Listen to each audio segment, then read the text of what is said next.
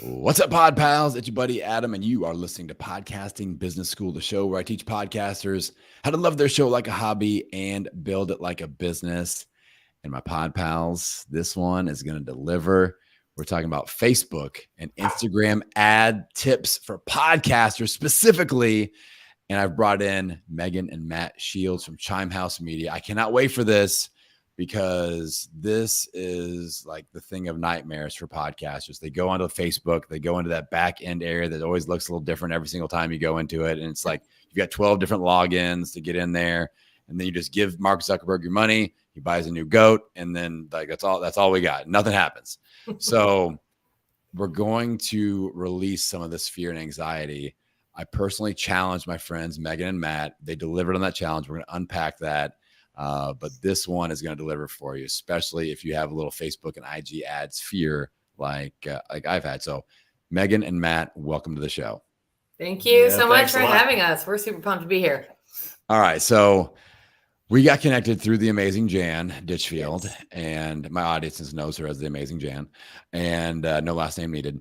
But we started talking, and I said, hey, like I really have struggled in this area because nobody ever talks specifically about podcasting when it comes to Facebook and Instagram ads. So I challenge you all, and I want to unpack that challenge here in a minute. But really, like I felt like the shit really hit the fan with that iOS update when the whole Pixel thing happened. Can you unpack what happened there and why, like post iOS update, it got so difficult for normal people like me to run ads? Sure. Oh yeah. So that's a way to start the podcast. Yeah. You ready? So basically this is all under the guise of privacy, right? So what happened was, when was that? 2021? Mm-hmm. Zuckerberg got sued. Yeah, whenever this happened. So Facebook got sued, Meta got sued for privacy infringement and selling information. They sold it to people they shouldn't have sold it to, basically. But when something's free, you're the product. Like just realize that. So what happened was they came out with an update.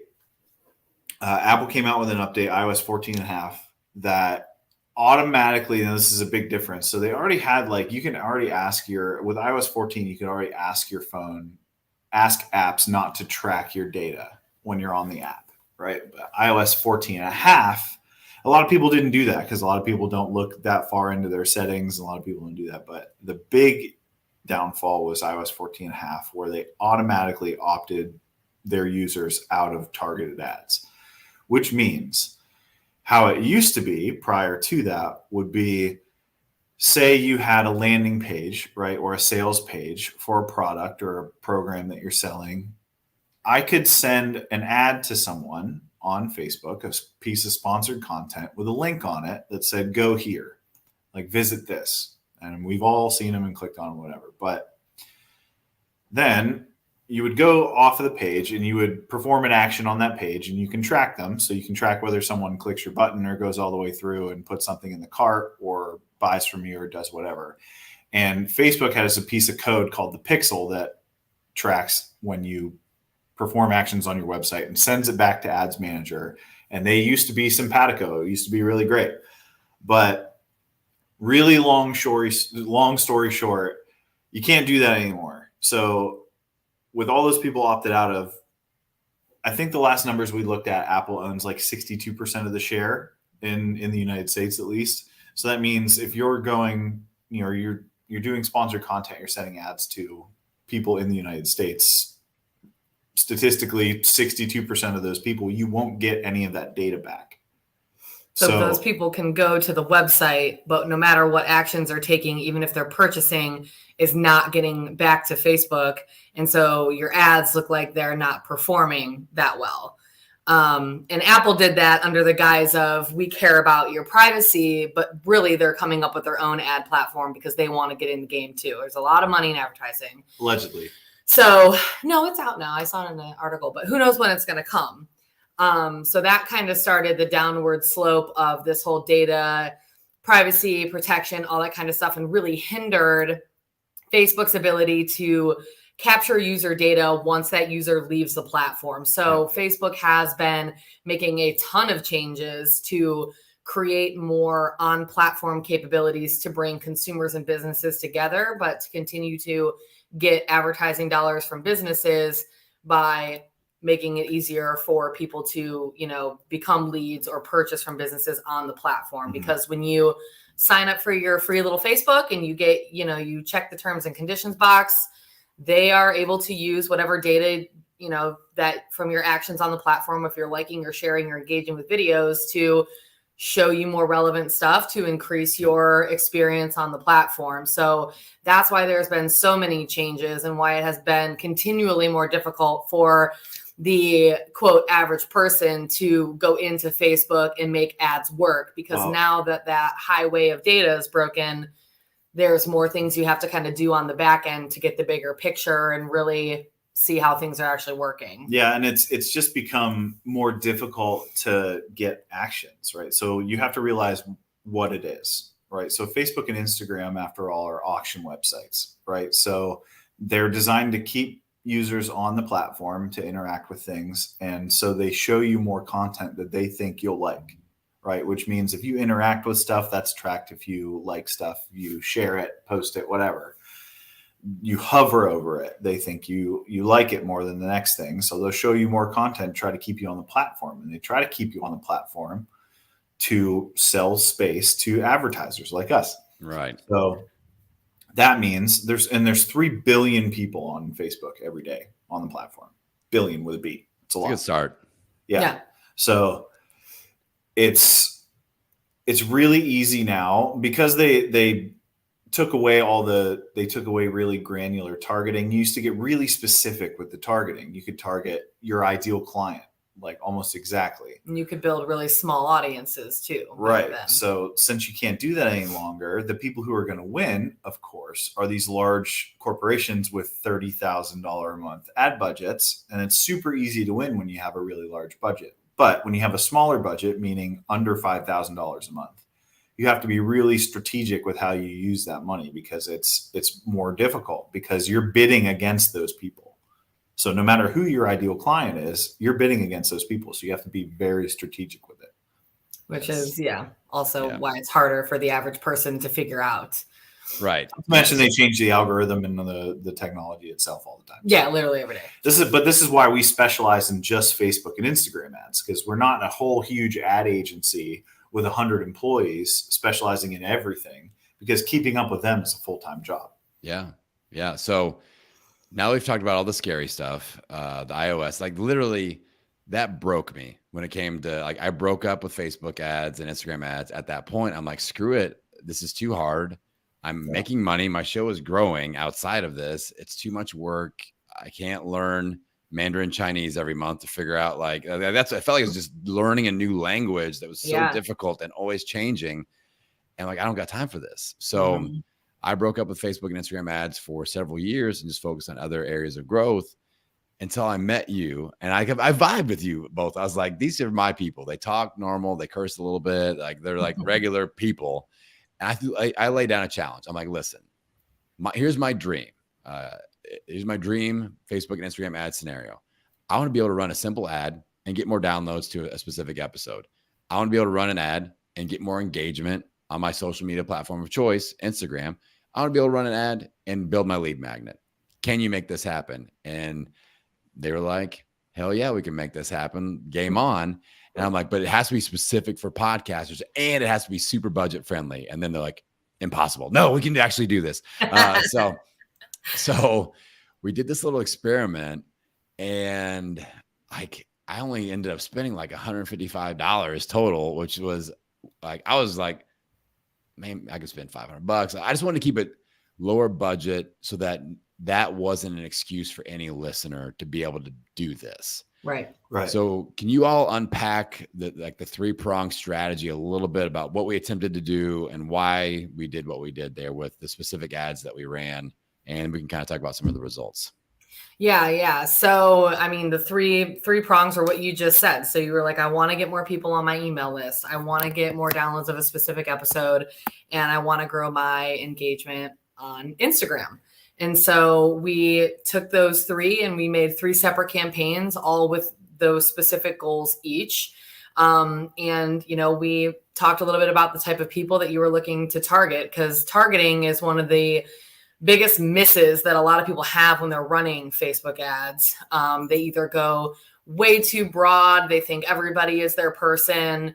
They're not exactly sure how to build that audience. But if you're putting something out there and it's not going to the right people, then you're not going to have success with your ads. And that, again, is a whole nother thing where a lot of people aren't sure why their ads might not be working. And it could be something as simple as targeting or testing, right? So we set up your ads specifically where we took an ad campaign and we had an objective with it, right? So we had a goal of getting downloads, right? So we tested 3 different pieces of content. I'd like to get rid of that stigma and stop calling them ads. It's really sponsored content at this point, because if you throw up an ad that's literally an advertisement, like a TV ready advertisement, people get what's called banner blindness and they just don't want to see it. They'll just keep scrolling. So anything that looks like a native post of yours or just a regular old piece of content, you can use recycled content that you've already spent the effort and time to make and put a little bit of money behind it, send it out to the right person. But the point is we sent out 3 different ones to test that, right? So that's the difference. If your ad isn't working, you got to figure out why or what part of it isn't working, right? Is it the targeting? Is it the audience? Is this audience not interacting with the content that I put out? But if you only put one ad out there to one audience and it doesn't work and you go, oh, well, it doesn't work. I guess it doesn't work. That's not thoroughly how you go through it. So there's a way to test it. And this is the most efficient way that we know of to test these things, because Facebook it's not like you gave Facebook $500 and they were like, all right, we'll spend it how we see fit. And your $500 is already gone out of your bank account and they just spend it. And the end of the month, you're like, oh, I got nothing out of it. It's not how it works. It trickles out as it performs. If it doesn't perform, it literally won't feed out. It's not going to waste all that money. So this is super efficient, especially if you know how to set it up correctly. And that's what the point of this is. Yeah. And so when we were taking the ads, we were testing different creatives and things like that. And again, we took a lot of content you already had. So the work on your end was pretty minimal. I think you had to make 1 image for me or something like that. But everything else you pretty much had ready. So it was really low key on that. And this whole strategy was designed around doing it all on Facebook and being able to get, a lot of that engagement on Facebook, getting the lead magnet downloads on Facebook.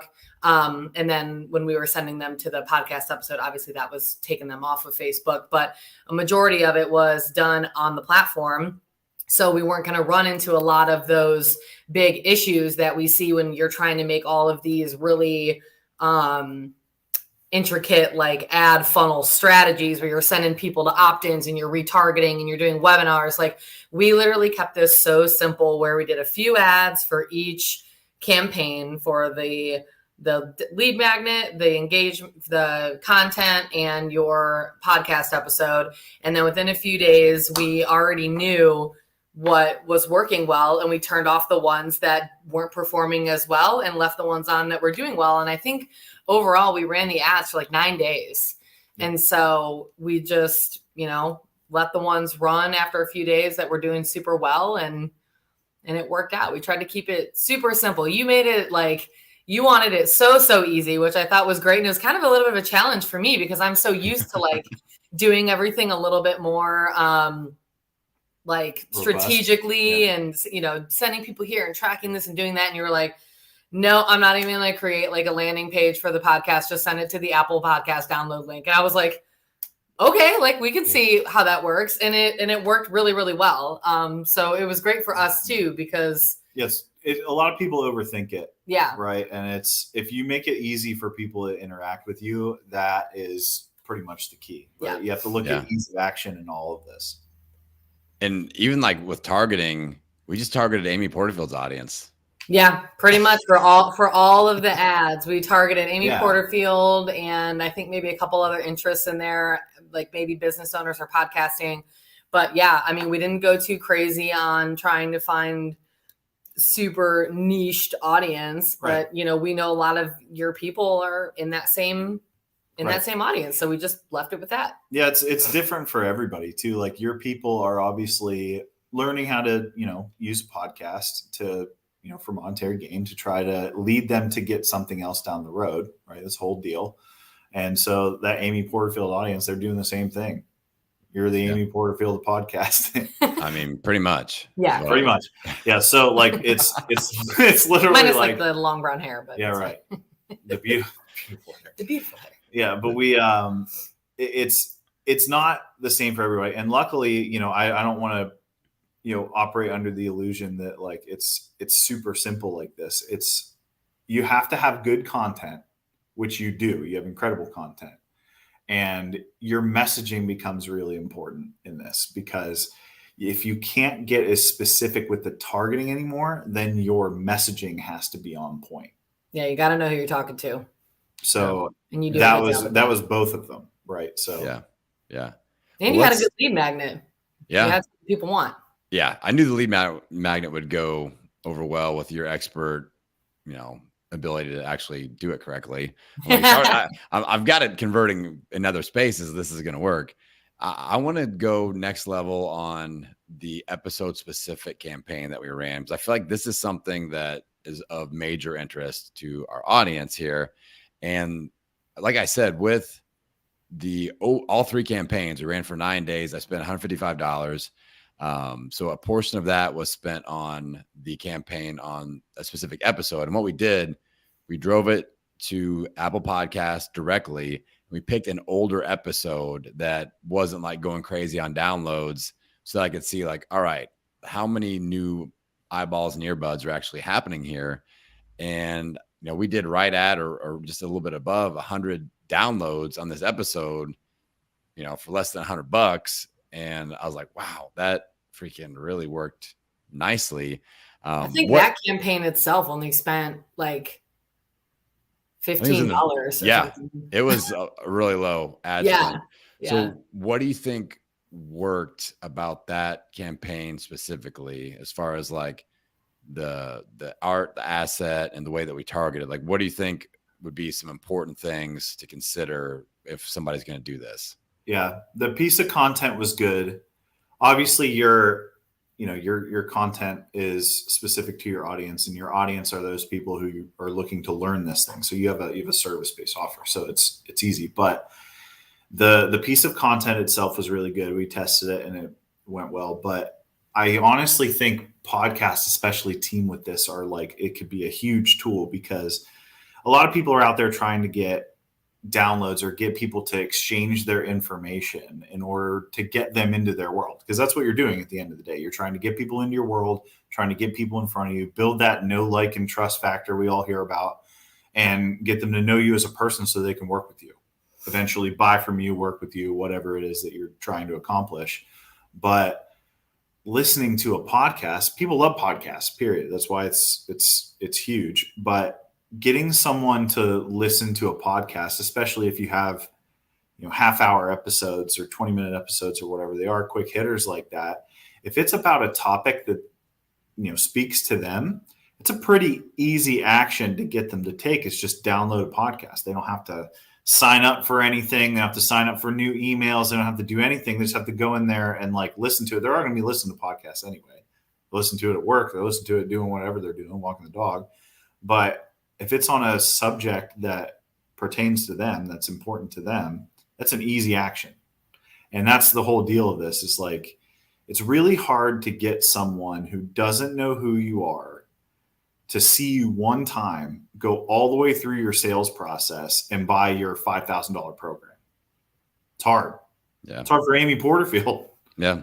But if you can get someone to do something easier, like say, like a post or share it, or even hover over it, listen to it, and then click on a link and go listen to an episode of a podcast, like that's a pretty easy ask. So your cost per download should be pretty low.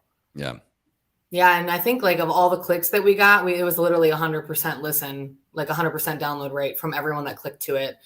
And I think one of the things too, as far as like the ad itself, is that you had already had a good piece of content that was, I think it was a 4 mistakes, maybe. Yeah, it was a carousel post that Right. I always make, and it was just like the four mistakes with podcast SEO. Yes. And yeah. And so they could swipe through the ad, and the way that we had it set up is they could see the 4 mistakes.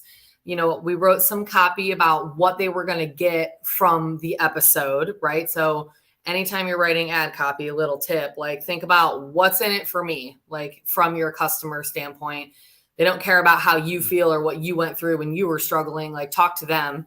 And so we, you know, cranked out some content or some copy on the ad speaking to that. And I think it worked really well because they had a visual of what was inside this episode and what you were going to be talking about, but also why it's important for them to know in their business and the importance of, you know, SEO in podcasting. Yeah. So I think it was just a beautiful combination of all the things that worked. The stars aligned. But now I know some people are going nuts on the audience that are like, you didn't get their email? What are you doing? And here's the way I thought about it. I was like, I want this to be as simple as possible. And I am extremely confident with my content, my audio content, and the bingeability factor. And I'm just like, that's why my podcast player app banner ads are so effective. People click on the banner and they listen to my show. They don't opt in, but I get a lot of them to opt in because on my show, I've got the call to action after they've already listened to 20 episodes and they download my podcast Growth Scorecard. Now they're on my email list and they're already super fans and I win. So like just making it simple and going, click the button, listen to the episode. That's the same principle as what I use with my banner ads on like Overcast or whatever, you know, podcast player app. I'm just like, I just want to be the voice of reason in their earbuds that they can binge listen to. And I got them. Yep. Email ads are also inflated too. So with that iOS update came email data, not ads. Email data, excuse me. Yeah. Email data, I should say. So your open rates are inflated, right? Yeah. So if you're sending it out to users, even if you're getting their emails and if you're sending emails to their users and it's on like an iCloud account, it's not going to show you that they didn't open it. Right. Because you're just going to eliminate all those people with iCloud accounts. It's going to show you that they opened it. So it's going to ruin your data because how can you trust it now?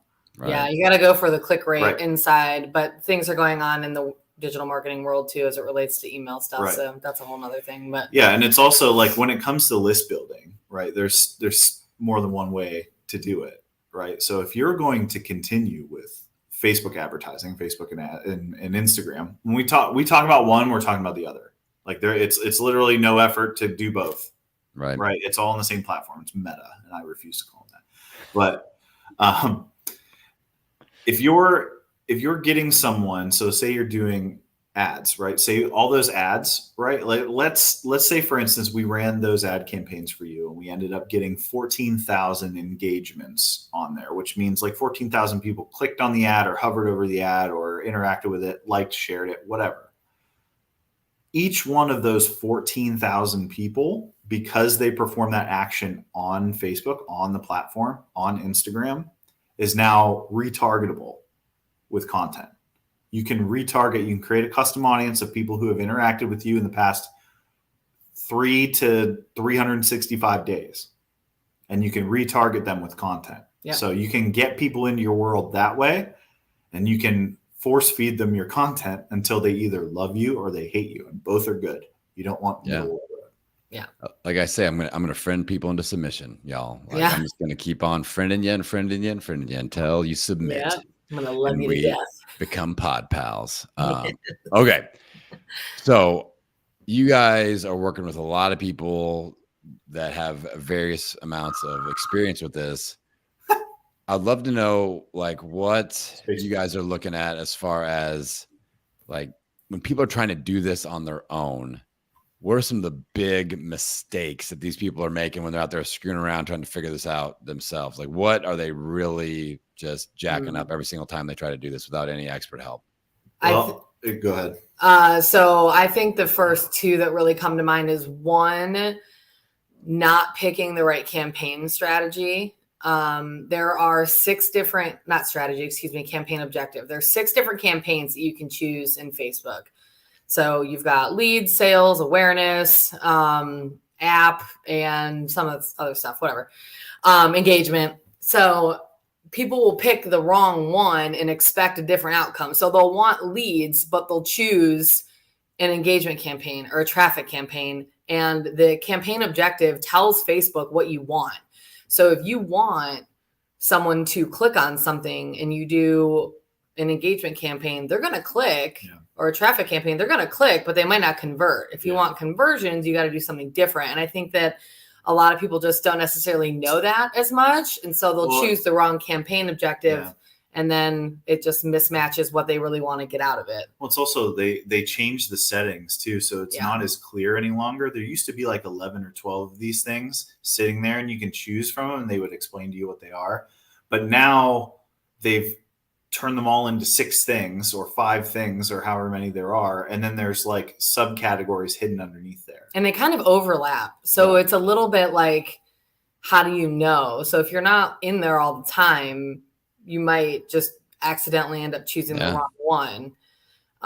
And so I think that's one of the biggest ones. And then I would also say probably, I mean, anything with like the pixel stuff, that can be a hot mess. But that's, targeting, setting up targeting strategically. So literally like there's so many different settings and things to tweak in there. And you can, first of all, trusting Meta, right? If you go into your ads manager and they give you suggestions and you don't know any better, you will lose the money. All of it. Do not trust them with anything at all. They just want your money. We have given Facebook almost $1 million in ad spend in the last 2.5, 3 years. And they just called me. That's why I was laughing earlier. They literally just called me. It was Palo Alto, California. I don't know anybody out there except for Meta. And they call me to tell me like, hey, I noticed you're running ads. Can I offer some suggestions? And I'll play around with them sometimes. Literally like, this is awesome. So it's not to toot our horn, but literally we're in there every day and we're part of groups of our peers that do this every day that run millions of dollars in ad spend and a ton of it. And then you get some kid straight out of college. And I'm not knocking the kid, but the company sends these kids out and they're like, hey, why don't you try a conversion campaign? And I'm like, why don't you tell me what a conversion campaign does? And I listen and laugh when they fumble through a script and I ask them how many ads they've run themselves. And the answer is 0 to 1, all the ways. And we still get, did you turn it off and turn it back on again type answers from these ads experts. So we, again, doing this all the time, we don't rely on Meta for any answers whatsoever because they do not have your best interest in mind, especially if you're a small account. And small account meanings like if you're spending under $500,000, forget it. They have accounts that spend $80,000, $100,000 a month on ads. So forget it. But their customer service is bad, and their suggestions we have tried, and I've even listened to ads experts to try to get targeting and been burnt. Bad. None in our experience. Now, this is just our opinion. In our experience, their suggestions don't work at all. And it's easy if you don't know that. And now I don't know if they're putting more money in customer service, but they're calling a lot more. They called me like 5 times yesterday. And they're starting to reach out to people a lot more that are running ads. And so the average business owner might get a call from Meta and they're going to tell them things to do. And then, they're not going to know any better and it probably won't work for them.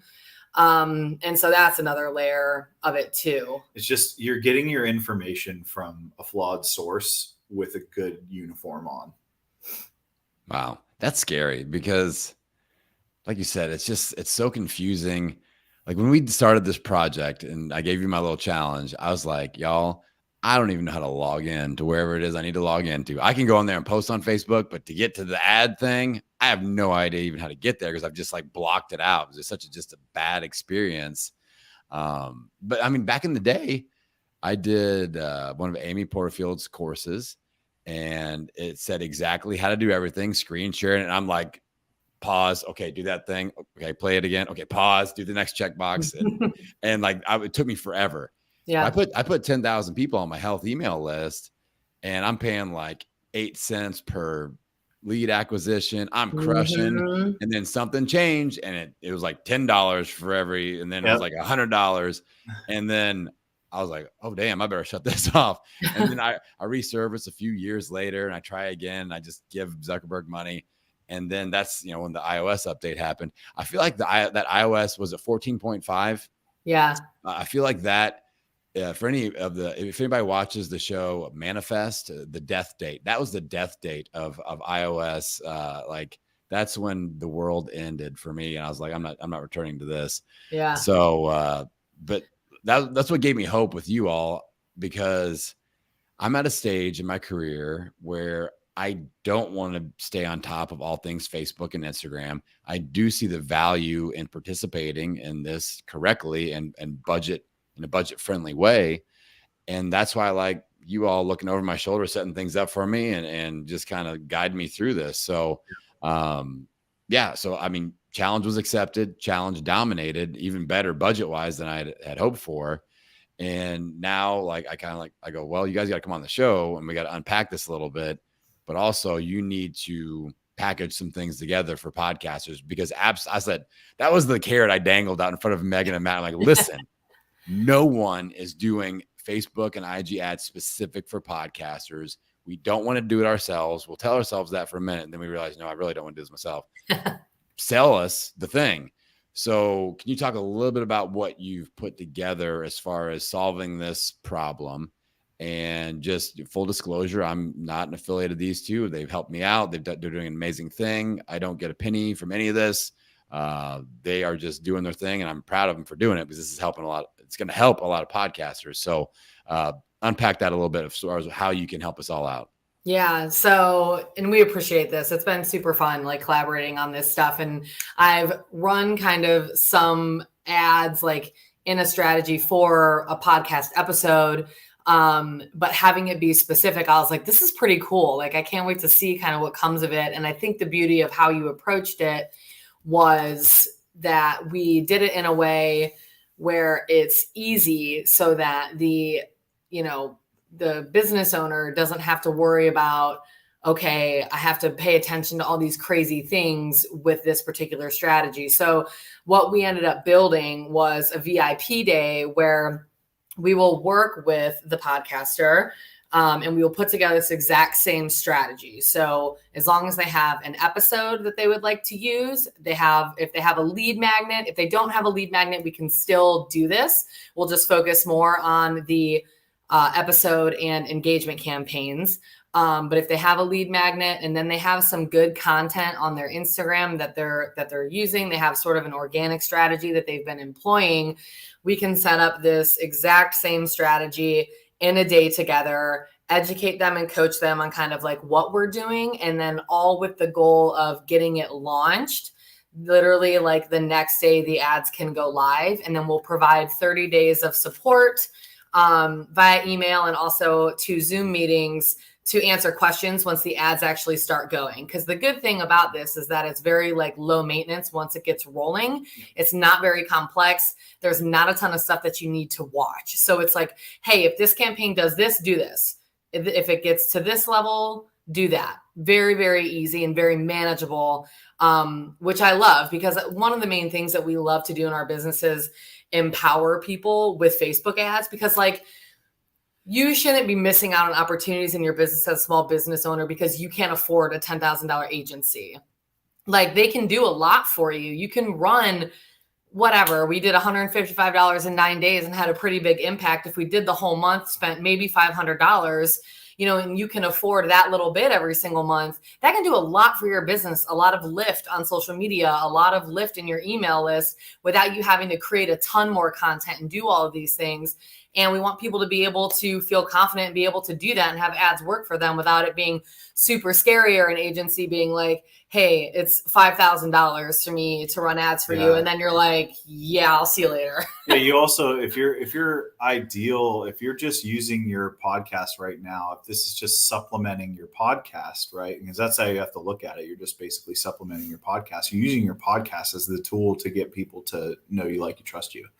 If you're going to use paid, like sponsored content to supplement it, you don't want to have to pay somebody a retainer to babysit this stuff for you when it can educate you enough to be deadly, right? And I feel like that's an affordable option for people that want to get into this, and you can learn a lot. But at least then when you go to hire an agency, you won't get screwed over because you don't know what you're talking about.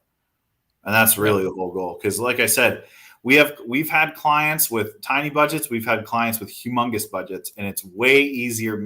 I'm under no illusion, right? It is way easier to win with more money. It's an auction website.